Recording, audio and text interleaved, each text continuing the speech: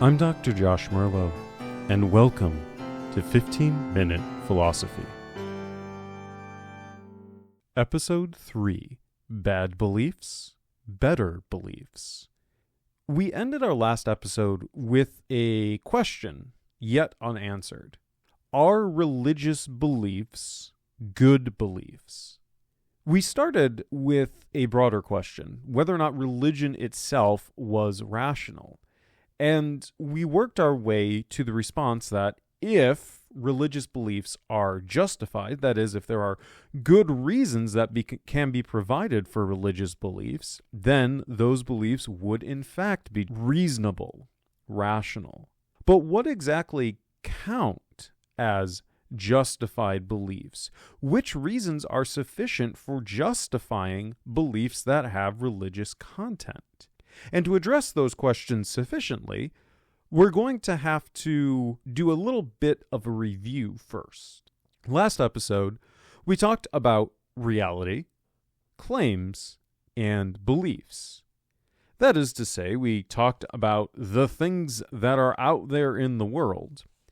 We talked about how those things can be described, and we talked about individual assessments of those descriptions, respectively, reality, claims, and beliefs. So what we're interested in when we're asking questions about whether or not religious beliefs have sufficient reasons for their being believed, we're interested in whether a particular description of the world has enough evidence behind it to merit someone's thinking that that description of the world is true.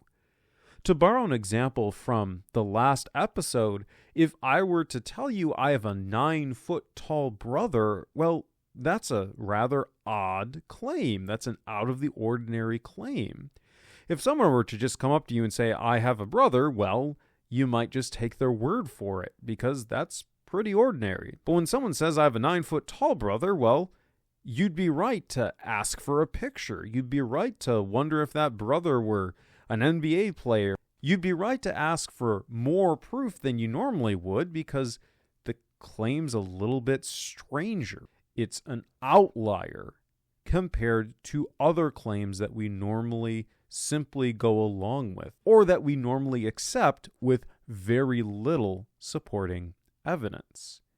So then, when we're asking, are religious beliefs well justified, what we're really asking is this: is there enough evidence for me to make the assessment for myself that a description of reality that utilizes religious ideas, religious principles, is true? Or, to put this another way, can I say that some religious claim that God exists, that Jesus is the Son of God, that the Bible is without error, if I want to say that these things are true, how then can I support my saying that?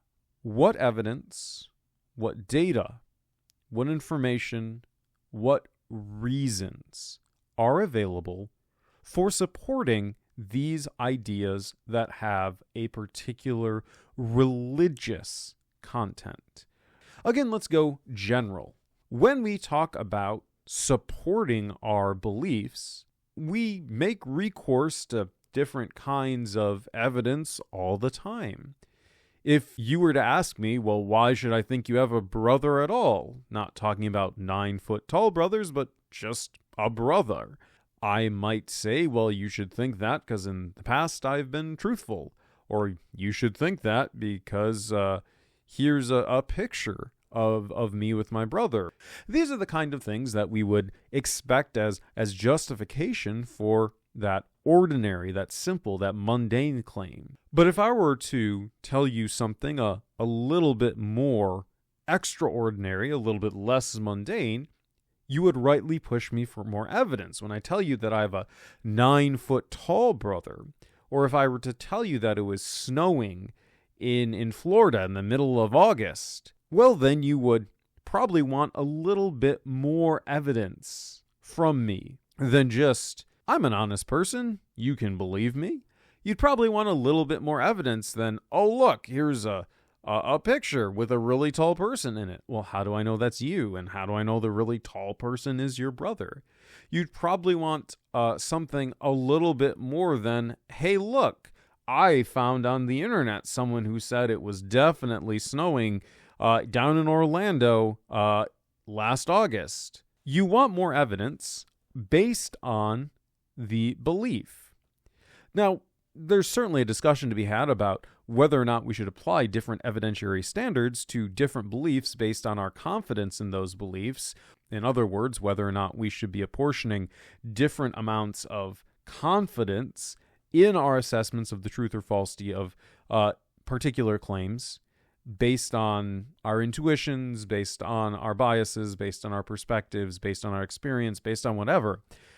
But that's not the question that I want to spend a lot of time on.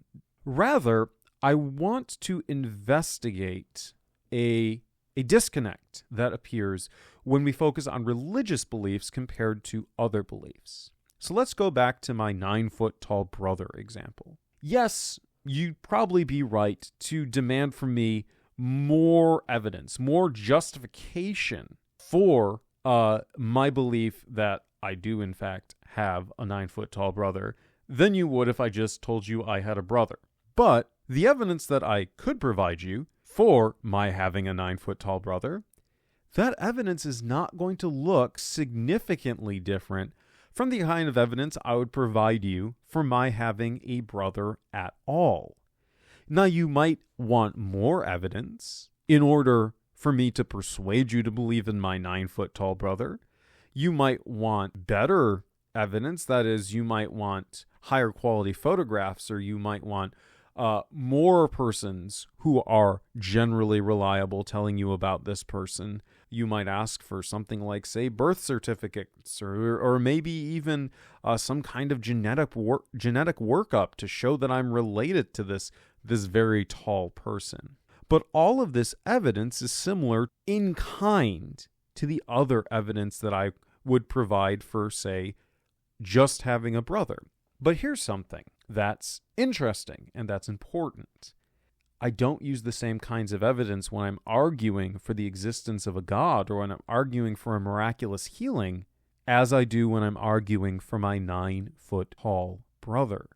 It's very hard to provide photographs of an event that happened, well, a very long time before the camera was invented. We can't go back to the persons who existed 2,000 years ago in the same way you could go talk to my mother or my father or talk to people who've met my ostensible brother. We don't have what we would generally term direct inductive or direct empirical evidence. That is, we don't have sensory-based information that's accessible to anyone for most religious claims. Now, you might want to bring up here that there is some experiential based, so maybe some empirical evidence that someone could bring up for religious claims. You want to talk about, say, a miraculous healing, and you could say, well, I experienced this. But notice, we don't have the direct qualifier added to this kind of an experience. That is to say, you may believe you've spoken to God, but you have no way of conveying that experience to me. You could meet my 9-foot-tall brother.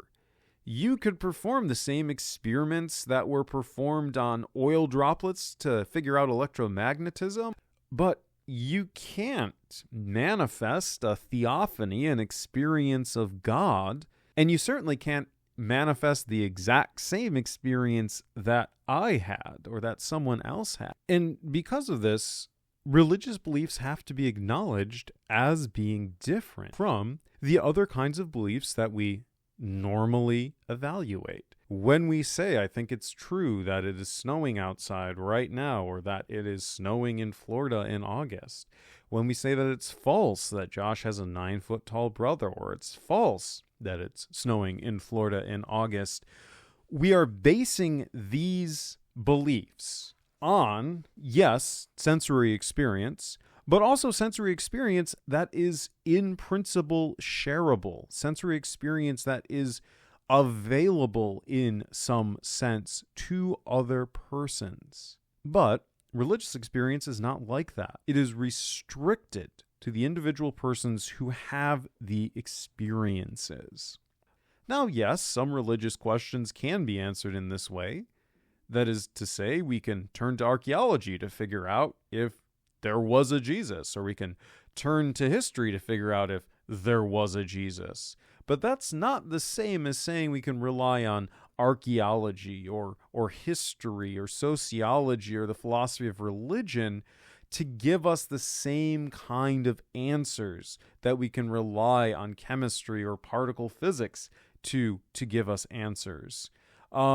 Because of this, we again can see a difference between the kinds of beliefs that we normally talk about and that we normally consider as justified or as unjustified, and religious beliefs themselves.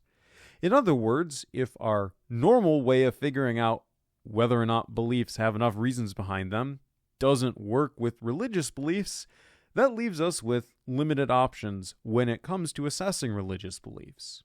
Either we can simply say, because the reasons we normally look for cannot be presented for religious beliefs just are unreasonable. Or we could say that there is a different way for us to assess religious claims, that religious beliefs can be justified through some different methodology. They can be justified not relying on direct empirical access to the content of the descriptions made, the descriptions that are relevant to the religion itself. Okay, what would that look like? Generally speaking, we have more than one way of testing claims to be true or false. How can we do this? Well, we could rely on something like an intuitive test. That is, we could look at whether or not we have deeply held beliefs, axiomatic beliefs really, intuitions that correspond to the particular belief that we're trying to justify.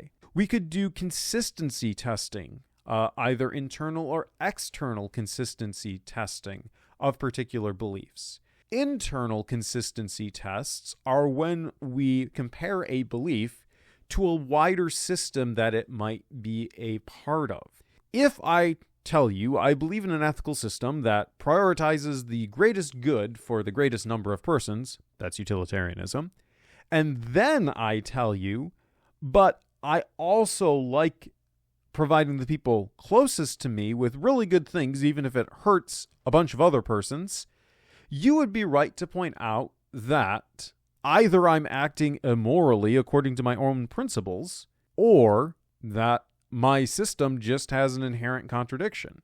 Namely, that my system, if it allows for me both to provide some kind of preference, to offer preferential treatment to people close to me, even at the expense of others, but also prioritizes the greatest good for the greatest number, that system just has an internal inconsistency. An external consistency check, on the other hand, is when we compare a new belief to beliefs that we're already pretty sure of, if not sure of. In other words, when, let's say, we're working in the sciences and we come across something like, oh, this particle traveled faster than the speed of light. That's a reason to suspect whatever kind of empirical observation gave us reason to believe a particle traveled faster than the speed of light. Several years ago, there were some researchers that thought they had found a particle traveling faster than the speed of light. There was skepticism about their finding, well-founded skepticism, it turned out, because it turned out to be an instrument error that explained why the particle looked to be moving so fast. The point is, we can compare some beliefs against other beliefs that are already well justified, well established. Now that we have a few examples of ways in which we could evaluate, possibly, religious claims, let's see if any of them apply. Could we do intuitive testing of religious claims? That is, could we compare a religious claim to an intuition we have? it's hardly difficult for us to come up with examples of beliefs that we hold to axiomatically, and then examples of religious claims that we could show to either go along with those beliefs or be opposed to those beliefs. Are we able to do internal or external consistency checks on religious beliefs? Again, yes. Internal consistency checking is actually one of the most common ways of critiquing religious claims, of critiquing religious beliefs. And then external checking, well, that's also a pretty common way of critiquing it. The problem of evil would be an example of an internal consistency test of religion. If religion says God is all-knowing and all-powerful and also all-loving, why is there evil in the world that the all-knowing, all-powerful, and all-loving God created? We'll come back to that question. As for an external test, if we from cosmology know that the world was not created in 6 days, well, then we can check that against the literal claim in one of the Genesis creation stories. So our religious beliefs are testable in this way as well. While this is hardly an exhaustive list, the point is simply to acknowledge that while religious beliefs are going to look different than other beliefs, while they're not going to be justifiable according to direct empirical research, this does not automatically or necessarily make them unfalsifiable, untestable. This is to acknowledge that there are reasons that we could provide for religious beliefs. Now, for the remainder of this series, you're going to see us analyze a lot of different religious beliefs.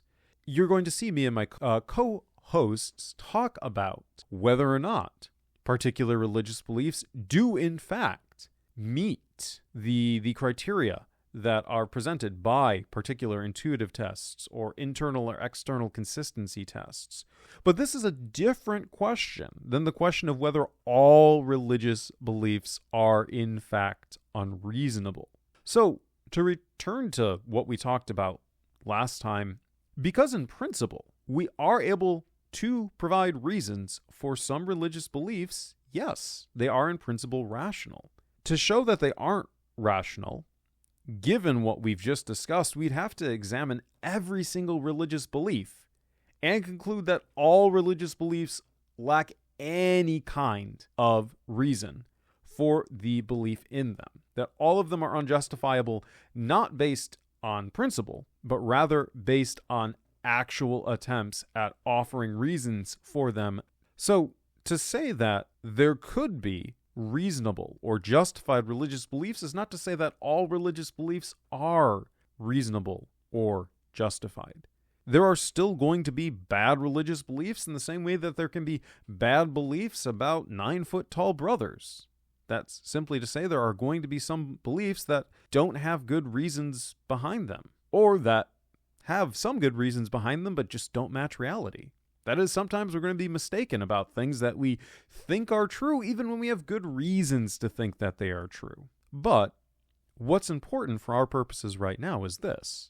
There are ways of evaluating religious beliefs. It's not just, well, you think this and I think some other thing, and we're completely unable to find some common way of discussing and judging who has a better belief.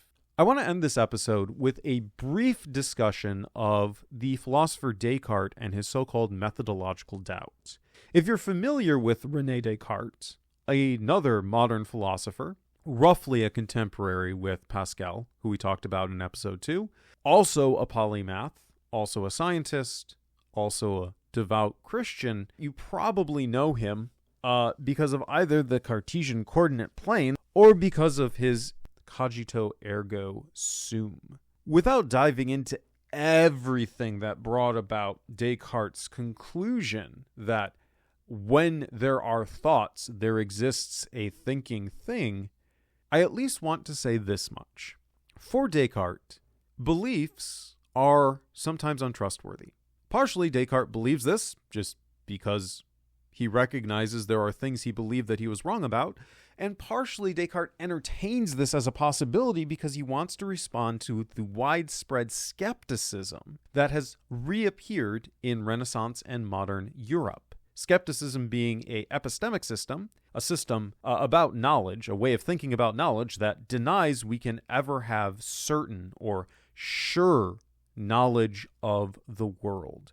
So Descartes wants to address skepticism. And the way that he does this is by saying, I'm going to develop a super strong skepticism. I'm going to call into question everything I believe. This is his methodological doubt.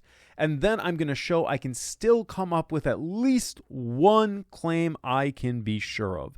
At least one thing I can say about the world, I can believe about the world confidently, certainly. And in doing that, Descartes thinks that he can refute skepticism. But what's of interest to us today is the methodological doubt itself. That is, Descartes' method of calling into question everything he believes.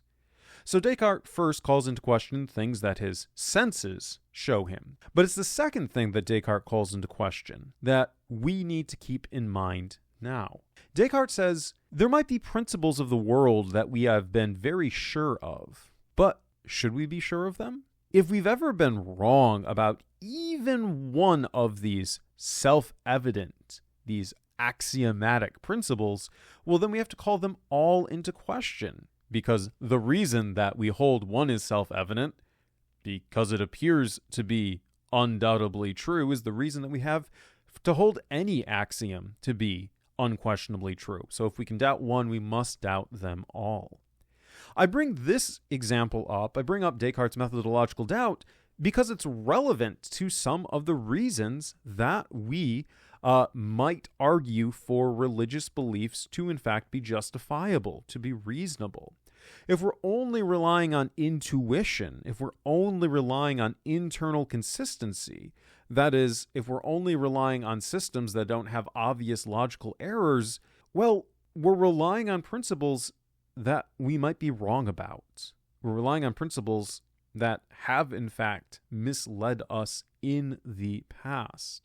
We make logical errors all the time. The human brain is not set up to be a perfect machine in terms of applying logical principles to all of the reasoning that we do.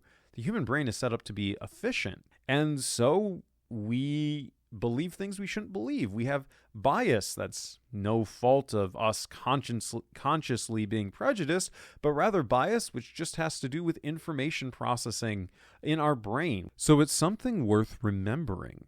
Just because we've done enough work to show that a belief could be justifiable doesn't ensure that the belief actually is justifiable. In other words, just showing that there is at least one reason to hold that a belief is not completely irrational is not enough to show that that belief is actually accurate, that it really captures how the world is outside of our heads. And so part of the work that we're going to do in the remainder of this series as we begin interrogating individual religious beliefs is not just asking whether or not they are in principle reasonable, but also asking whether in particular the reasons often provided for them are in fact good reasons, are in fact reasons that are not themselves dubitable, fallible, unreliable, questionable. We are going to be engaging in a kind of methodological doubt of our own. We're not just trying to find out, after all, if certain religious propositions are rational. We bear a